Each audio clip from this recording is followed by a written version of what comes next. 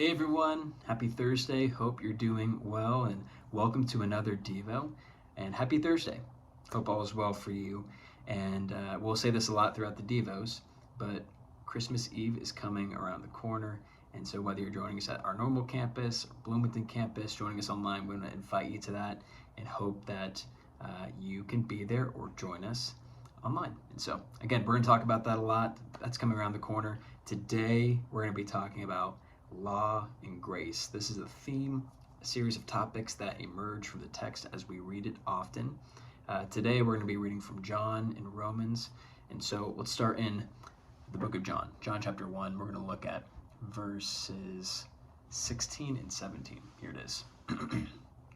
and keep in mind, as we read John chapter 1, this is the introduction of Jesus's existence before the world, and then really what it means as he enters the world, what the result is, what the outcome of that is.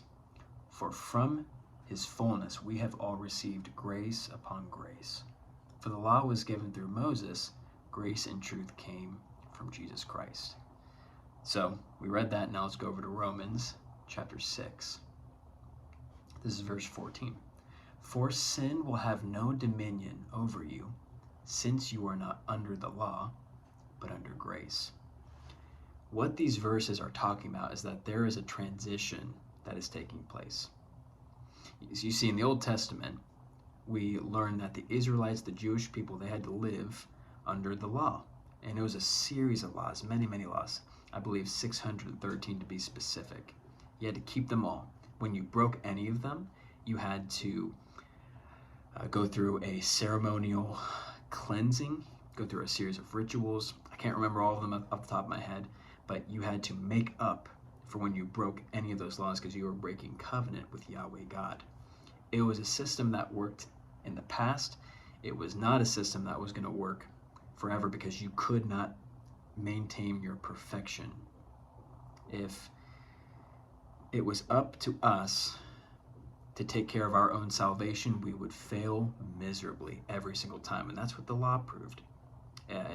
It was a system that was established for the Israelites, for the Jewish people, for the covenant people, but it was not a system that was going to work for the whole world. It was not a system that was going to work as the gospel and salvation as it would be expanded to all people worldwide. Because we don't follow the same customs that they did. We don't have the same culture. I mean, it's totally different way of living. It just wasn't going to work. It's like God knew that.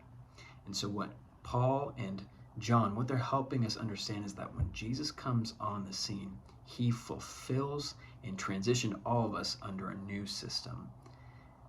And it's grace. It's a fulfillment of the law. It's a fulfillment of what once was. It's not that the standards of God and the holiness is lowered. It's that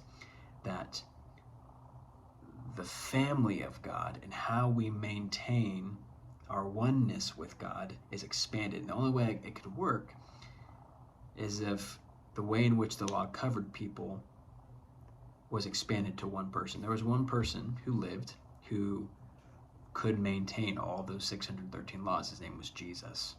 And when he comes and he fulfills through his death, burial, and resurrection the sacrifice that would cover any sin that we would break, when we have faith in Jesus, we experience a grace that covers us.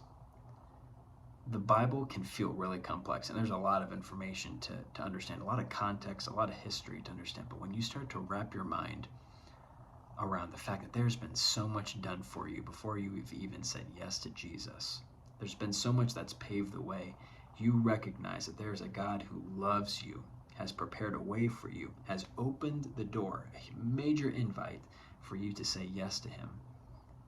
You realize that this is where you need to be. You realize that this is why everyone is supposed to be in Jesus. That's why it's not an optional thing. Even though we have the choice to participate and say yes to Jesus, it was made for everyone because so much has been done for each individual to be included in the family of God. It's just up to us to recognize how much grace we really have when we say yes to Jesus. I know that was a lot.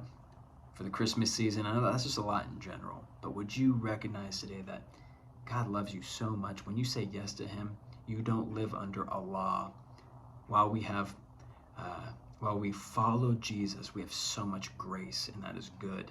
And that should inspire us to live holy lives and to want to be like him, not to do our own thing and abuse the grace that's been given to us. And Paul talks about that quite a bit in his letters.